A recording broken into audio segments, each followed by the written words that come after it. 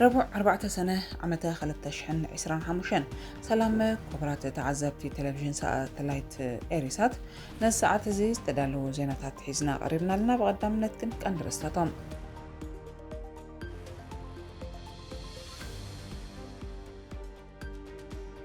ኤርትራ በሰልፊ ብልጽግና ዘነጻጸረ ወቀሳ አቅሪባ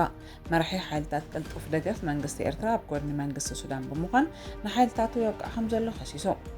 ኣምባሳደር ዲና ሙፍቲ ፕሬዝደንት ኤርትራ ኢሳያስ አፈወርቂ ኣብ ዞባ ቀርኒ ኣፍሪቃ ንዘሎ ዘይምርግጋእ የጋድዶ ከም ዘሎ ከሲሶ ኤርትራዊ ተጻዋታይ ኩዕሶ እግሪ ኢትዮጵያዊት ጋንታ ሐዋሳ ከነማ ዓሊ ሱሌማን 4 ሾተታት ብምምዝጋብ ሱፐር ሃትሪክ ሰሪሑ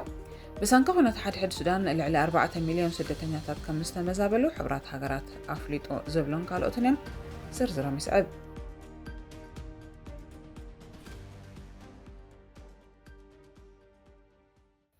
ኤርትራ በሰልፊ ብልጽግና ዘነጻጸረ ወቀሳ አቅሪባ ኣብ ዝዋን እዚ ዕሙታት ደገፍቲ ሰልፊ ብልጽግና ኤርትራዊ ዘበለ ነገር ኩሉ ናይ ምቆነጻ ወልፊ ሒዝዎም ኣሎ ክብል ሚኒስተር ዜናን ዳይሬክተር ቤት ጽሕፈት ፕሬዝደንትን ኤርትራ አቶ የማነ ገብረ መስቀል ገሊጾም አቶ የማነ ተማሊ 3 ሰነ ኣብ ኤክስ ኣብ ዘስፈሮ ሓይለ ቃል ዝተሓወሰ መልእኽቲ እቶም ዕሙታት ዝብሎም ሰዓብቲ ናይቲ ኣብ ኢትዮጵያ ስልጣን ሒዙ ዘሎ ሰልፊ ብልጽግና አንጻር ኤርትራ ዘካይድዎ ዘለው ዘመተ ጥንታውን ናይ ቀረባ እዋንን ታሪኽ ኤርትራ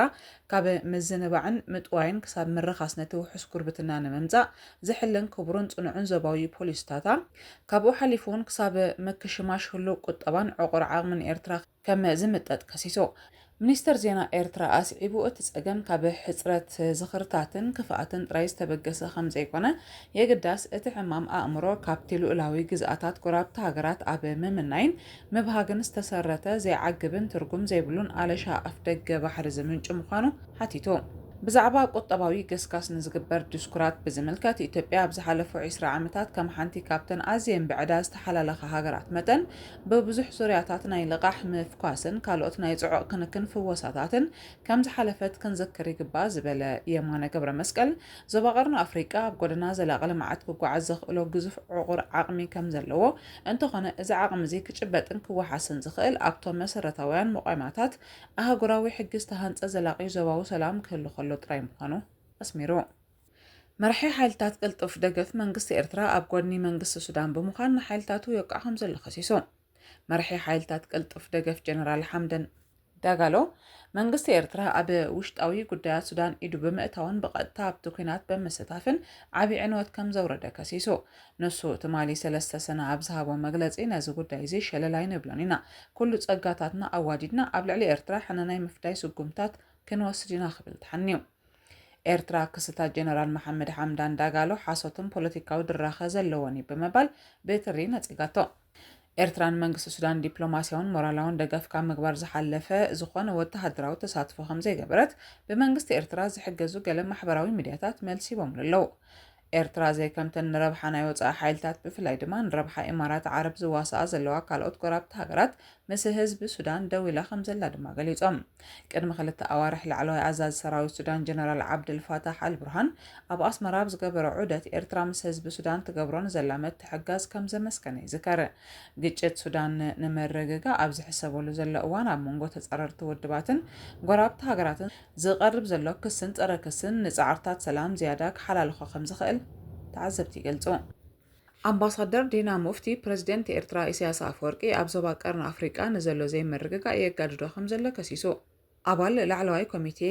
ባይቶ ወከልቲ ህዝቢ ኢትዮጵያ ኣምባሳደር ዲና ሙፍቲ ሆርን ሪቪው ኣብ ዝተባሃለ መርበብ ኣብ ዘስፈሮ ሓተታ ፕሬዝደንት ኤርትራ ኢሳያስ አፈወርቂ ኣብ ዞባ ቀርኒ ኣፍሪቃ ንዘሎ ዘይምርግጋእ ከም ዝጋደድ ይገብር ከም ዘሎ በመውቃስ ማሕበረሰብ ዓለም መንግስቲ ኤርትራ ሰራዊቱ ካብ መሬት ኢትዮጵያ ክስሕብን ንመንግስቲ ኢትዮጵያ ዝቃወሙ ዕጡቃት ጉጅለታት ካብ ምድጋፍ ክቁጠብን ዲፕሎማሲያዊ ጸቕጢ ክግበረሉ ጸዊዑ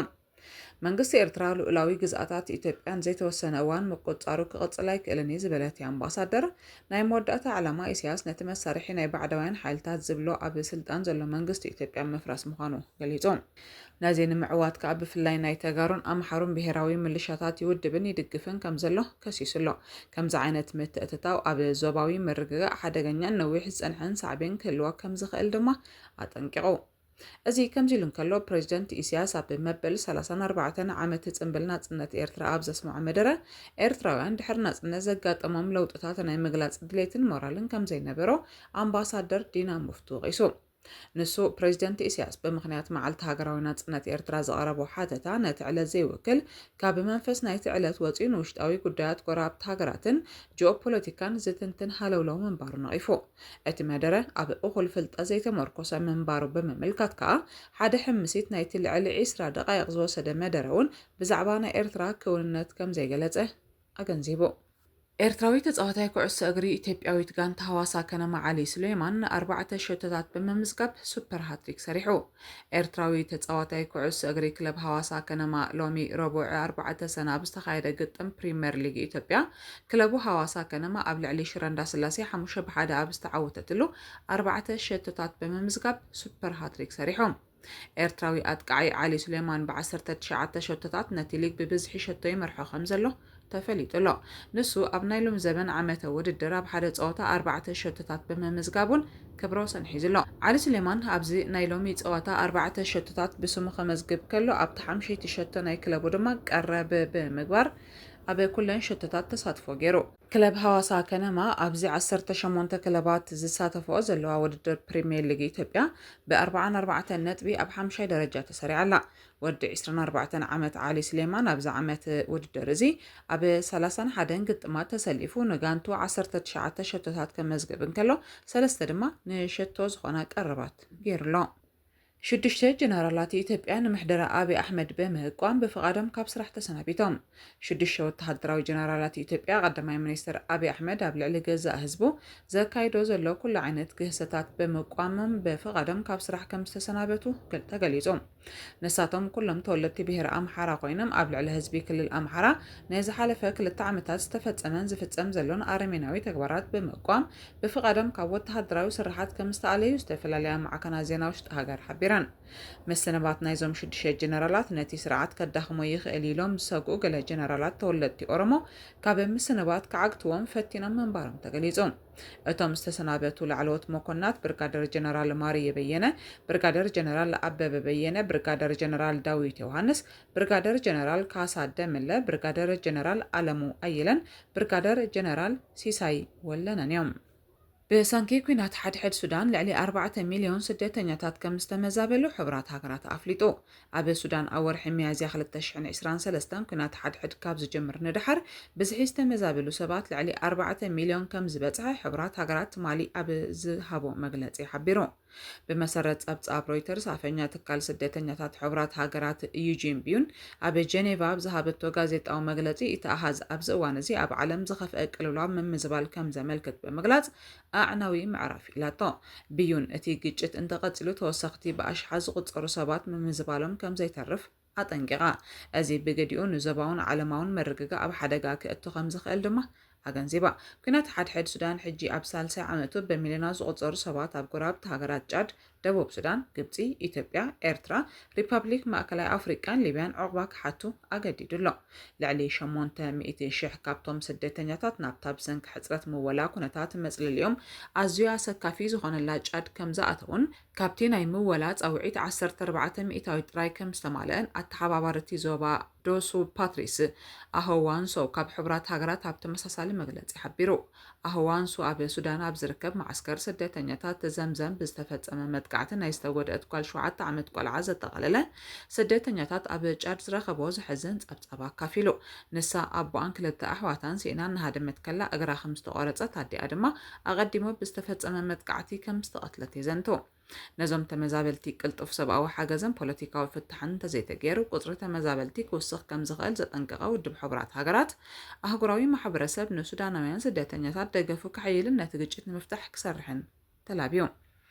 እዚ ከምዚ ኢሉ እንከሎ ኣብ ሱዳን ኣብ ልዕሊ ቃፍላይ ረድኤት ሕብራት ሃገራት ብዝተፈጸመ መጥቃዕቲ ብውሕዱ 5 ሰባት ከም ዝተቐተሉ ሬድዮ ቢቢሲ ሓቢራ።